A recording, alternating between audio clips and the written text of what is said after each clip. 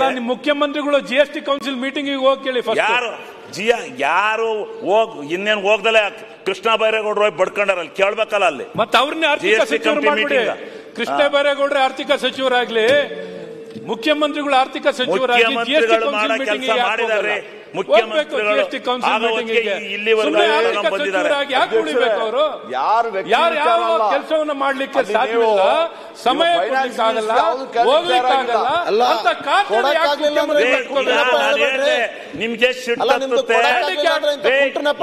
ನಿಮ್ ಸರ್ಕಾರ ಇರ್ಬೋದು, ಮುಂದೆ ಇನ್ನೊಂದು ಸರ್ಕಾರ ಬರ್ಬೋದು. ಆದ್ರೆ ಈ ಸೆಸ್ಸು ಸರ್ಚಾರ್ಜ್ ಅಲ್ಲಿ ನಾನು ಹೇಳ್ತಾ ಇರೋದು, ಇಲ್ಲಿ ಜಿಎಸ್ಟಿ ಬಿಲ್ ನ ಪಾಸ್ ಮಾಡಿಕೊಡೋ ಸಂದರ್ಭದಲ್ಲಿ ನಾನು ಎದ್ದು ನಿಂತು ಅವತ್ತೇ ಮುಂದಾಲೋಚನೆಯನ್ನ ಮಾಡಿ ನಾನು ಅವತ್ತೇ ಕೇಳಿದೆ. 2013-14 ಇಸ್ವಿಲಿ ಕೇಳಿದೆ ನಾನು. ಮುಂದಾಲೋಚನೆ ಅಲ್ಲ, ದುರಾಲೋಚನೆ ಆಗಿದೆ. ದುರಾಲೋಚನೆ ಯಾಕಾಗುತ್ತೆ? ಇಲ್ಲ, ನೀವು ಜಿಎಸ್ಟಿ ನಮಗೆ ಕಡಿಮೆ ಆಗ್ಲಿ ನೀವು ಸೆಸ್ಸು ಈ ತಂದಾನೆ ಹೊಡಿತೀವಿ ನಾವು. ಸನ್ಮಾನ್ಯರು ಆಯ್ತು, ಬಹಳ ದೂರ ಆಲೋಚನೆ ಇತ್ತು ಅಧ್ಯಕ್ಷರೇ, ಇವರಿಗೆ ಬಹಳ ತಿಳುವಳಿಕೆ ಇದೆ, ನಾನು ಮೊದಲೇ ಹೇಳಿದ್ದೀನಿ ಬಹಳ ದೊಡ್ಡ ರಾಜ್ಯದ ಪರವಾಗಿ ಮಾತಾಡ್ತೀನಿ. ಜಿಎಸ್ಟಿ ಇಂದ ಆದಾಯ ಕಮ್ಮಿ ಆಯ್ತು ಅಂತ ಹೇಳ್ಬಿಡ್ಲಿ ಶಿವಲಿಂಗೇಗೌಡರು, ನಾನು ಅರ್ಥ ಮಾಡಿ. ಯಾವ್ದ್ರಿಂದ? ಸೆಸ್ನಿಂದ ಬರ್ತಕ್ಕಂಥ ಭಾಗ ನಮಗೆ ಕೊಡ್ತಾ ಇಲ್ಲ, ಸರ್ಚಾರ್ಜ್ ನಿಂದ ಬರ್ತಕ್ಕಂಥ ಭಾಗವನ್ನ ನಮಗೆ ಕೊಡ್ತಾ ಇಲ್ಲ. ಮಾತಾಡ್ತಾ ಇಲ್ಲ ಅವ್ರು ಶೇರ್ ಬಗ್ಗೆ ಜಿಎಸ್ಟಿನೇ ತಪ್ಪು ಅಂತ ಹೇಳಿದ್ರೆ ಈಗ ಮಾತಾಡಕ್ ಬಿಡ್ರಿ, ಆಮೇಲೆ ನೀವು ಮಾತಾಡಿ. ಮುಂದುವರಿಸಿ ದಯವಿಟ್ಟು. ರಾಜ್ಯದಲ್ಲ ಅವರು ಸೆಸ್ ನಮ್ ರಾಜ್ಯಕ್ಕೂ ಸೆಸ್ ಹಾಕೋ ಅಧಿಕಾರ ಐತೆ. ಆದ್ರೆ ಸೆಸ್ ನ ಇಡೀ ರಾಜ್ಯದಲ್ಲಿ ಕೇಂದ್ರ ಏನ್ ಹಾಕುತ್ತೆ, ಕರ್ನಾಟಕ ರಾಜ್ಯದಲ್ಲಿ ಏನು ಭಾಗ ಬರುತ್ತೆ ಅದ್ರಲ್ಲಿ ನನಗೆ ಭಾಗ ಕೊಡಬೇಕು ಅಂತ ಕೇಳಿದ್ದೆ ನಾನು ಅವತ್ತು.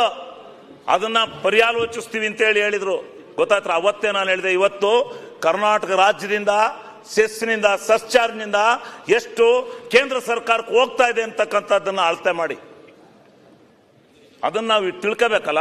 ಇದು ಒಂದು ಕಾರಣ ಇದೆ ಅಂತಕ್ಕಂಥ ಮಾತನ್ನ ನಾನು ಹೇಳಿದ್ದಷ್ಟೇ.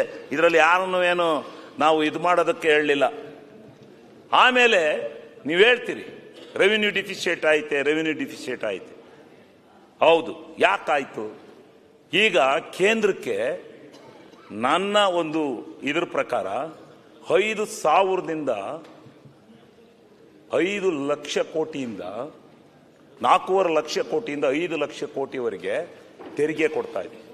ಅದರಲ್ಲಿ ನಮಗೆ ಬರೋದು ಜಿಎಸ್ಟಿ ತೆರಿಗೆ ಒಂದು ಮಾತ್ರ. ನಮಗೆ ನಮ್ಮ ಕರ್ನಾಟಕ ಅಧ್ಯಕ್ಷರು ಎಲ್ಲಿದ್ದೀರ 5 ಲಕ್ಷ ಟ್ಯಾಕ್ಸ್ ನನಗೆ ಗೊತ್ತಾಗ್ತಾ ಇಲ್ಲ. ನಿನ್ನೆ ಮುಖ್ಯಮಂತ್ರಿಗಳು ಕೂಡ ಹೇಳಿದ್ರು, ನಮ್ಮ ರಾಜ್ಯದಿಂದ 5 ನೋಡ್ರಿ ಅಧ್ಯಕ್ಷರೇ, ಬಜೆಟ್ ಪುಸ್ತಕನ ತೆಗೆದು ನೋಡಿ ಎಷ್ಟು ಟ್ಯಾಕ್ಸ್ ಕಲೆಕ್ಷನ್ ಆಯ್ತು ಅಂತ. ಅವ್ರದ್ದು ಏನಾದ್ರು ನಾನು ತಪ್ಪು ಹೇಳಿದ್ರೆ ಆಮೇಲೆ ಚರ್ಚೆ ಮಾಡಿ.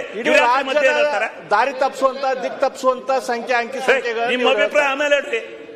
ಅದಕ್ಕೆ ಇದು ಮಾಡಬೇಡಿ, ನೀವು ತೊಂದರೆ ಮಾಡಬೇಡಿ. ಇಲ್ಲಿ ಹೇಳ್ರಿ, ನಮ್ಗೆ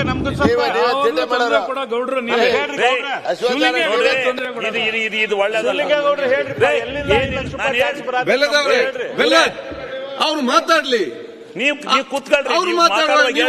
ಮಾತಾಡಿದೆ ಮತ್ತೆ ನೀವು ಮಾತಾಡುವಾಗ ಮಾತಾಡ್ತಾರೆ. ಮಾತಾಡಕ್ಕೆಲ್ಲ ಡಾಕ್ಯುಮೆಂಟ್ಸ್ ತಗೊಂಡ್ ಬಂದಿದ್ದೀರಲ್ಲ, ಆಗ್ಬಹುದು. ಹೇಳಿ ನೀವು ಯಾರು ಬೇಡ ಅಂತಾರೆ. ಹಿಂಗೆ ಹೇಳಿದ ಸುಳ್ಳ ಅಂತ.